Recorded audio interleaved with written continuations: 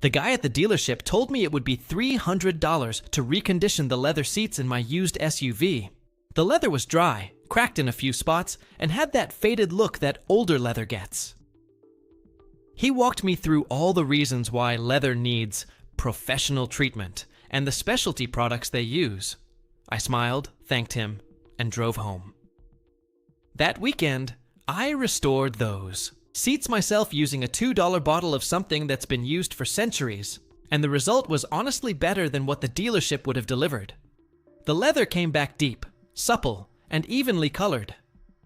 People who ride in my car still ask if I just had it detailed, and the product I used is so cheap and ordinary that it would never occur to most people to apply it to car leather. Let me explain what it is, why it works on leather better than almost any specialty product, and how to use it. First, let's talk about what's happening to your leather. Car leather seats are real leather, typically coated with a thin layer of clear finish to protect against wear and staining. Over time, three things happen. The leather itself dries out, losing the natural oils that keep it supple. The clear coat wears thin in high contact areas, like the seat bolster where you slide in and out, and sun exposure fades the color, especially on dashboards and the upper sides of seats. The auto industry sells you specialty leather conditioners at $10 to $30 a bottle. The trim shop at the dealership sells you leather restoration services at $200 to $500. Both use products that, when you look at the ingredient lists, are mostly mineral oil, a softener, and some fragrance, plus maybe a small amount of lanolin or beeswax. These are all inexpensive ingredients that have been used to condition leather for hundreds of years. The $2 version that works just as well, and often better, is a bottle of simple mink oil, or, alternatively, a product called saddle soap. Mink oil is a natural oil rendered from the subcutaneous fat layer of minks. It's been used by outdoorsmen and leather workers for generations to condition boots, saddles, and other leather goods. It penetrates deep into leather fibers, restores suppleness, and conditions the material from within. A small container of mink oil at a hardware store or shoe repair shop runs about $5 to $10 and lasts through dozens of applications. Alternatively, saddle soap, which is a glycerin-based soap blended with lanolin and sometimes beeswax, is about $3 to $5 for a tin that lasts a long time. The even cheaper option, and one I've used on my own seats with great results, is olive oil mixed with a few drops of white vinegar, literally. 1 part white vinegar to 3 parts olive oil. Mix in a bowl. Apply with a soft cloth. The oil penetrates and conditions the leather. The vinegar helps cut any accumulated dirt and oils on the surface first. Total cost, under $1 worth of pantry items. Here's what you need for the approach: a bottle of mink oil or a tin of saddle soap. Or, for the pantry approach, olive oil and white vinegar. A soft microfiber cloth for cleaning. A second soft cloth for applying the conditioner. A small bucket for warm soapy water, if doing a deep clean first. A soft bristled brush, like an old toothbrush for working into seams. And some patience, because leather conditioning is a slow process. Step 1. Clean the leather first. You don't want to seal in dirt or grime. Mix a few drops of gentle dish soap into a bowl of warm water. Dampen a soft cloth and wipe down the entire leather surface, working in small sections. Don't use too much water. You want damp, not wet. For seams and stitching, use the soft brush to gently work the soapy water into the tight areas where dirt accumulates. Step 2. Wipe clean with a dry cloth and let the leather air dry for 10 to 15 minutes. It should feel dry to the touch before you condition. Step 3. Apply the conditioner. Put a small amount of mink, oil, saddle soap, or olive oil mixture onto your second clean cloth. Don't pour directly onto the leather. Work the product into the leather in small circular motions, starting at the top and working down. Use modest pressure. You're not scrubbing, you're massaging the oil into the material. Step 4. Cover every part of the seat. Don't miss the sides, the bolsters, the headrest. Pay special attention to areas that look dry or faded, which will absorb more of the conditioner. Step 5. Let the leather absorb for 15 to 30 minutes. During this time, you'll see dry, tired-looking leather visibly improve.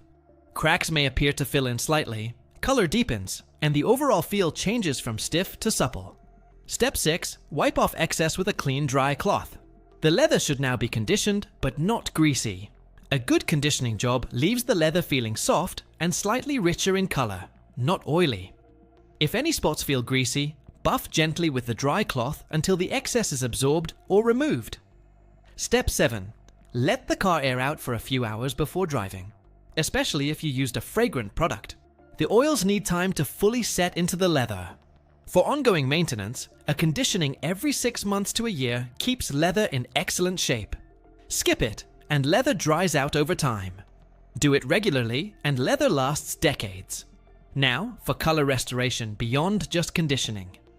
If your leather has faded areas or worn thin color, like bolsters that show the underlying color, you need a leather dye or leather recoloring product. These run $15 to $30 for a complete kit and actually restore color to worn spots. For spot repairs on a couple of bolsters, a color-matched leather touch-up pen or bottle works well.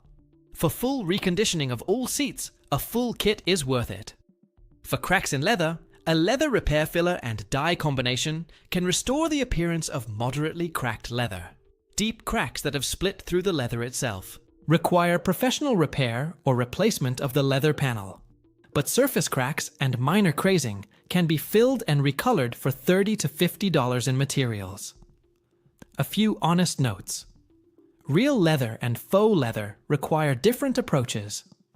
Many modern cars, even premium brands, use leather on the visible contact surfaces and vinyl on the sides and backs of seats.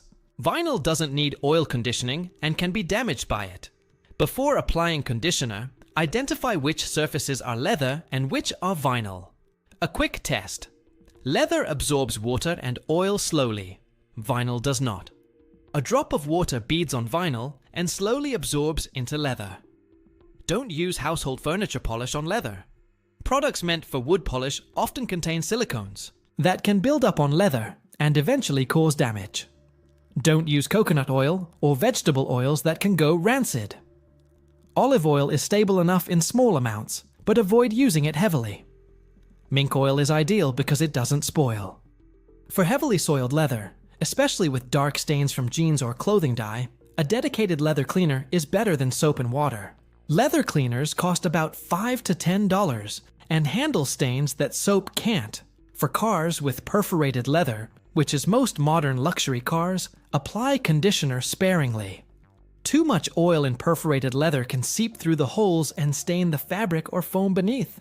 Avoid using a ton of product at once. Leather absorbs conditioner slowly.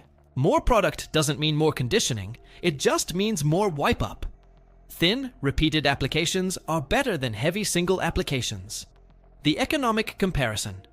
A can of mink oil or saddle soap at $5 to $10 treats all the leather in a car dozens of times. Olive oil and vinegar, if you already have them, is essentially free. Compare that to $300 dealer reconditioning, which uses similar products marked up for labor. Over 10 years, the DIY approach saves thousands of dollars. And the result is often better because you're doing it attentively, not as a rushed part of a detailing shop's day. The same products work on other leather items: boots, belts, jackets, handbags, purses, saddles. Any leather item that's getting dry can be revived with a simple conditioning.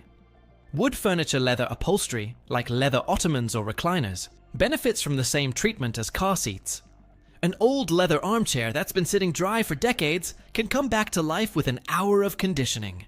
For leather jackets, if you have a good quality jacket that's starting to show wear, mink oil applied annually keeps it supple and extends its life by decades. My dad has a leather jacket from 1975 that still looks and feels excellent because he conditions it every year or two.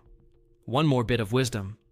Leather does best in moderate temperature and humidity. Sun exposure is the enemy.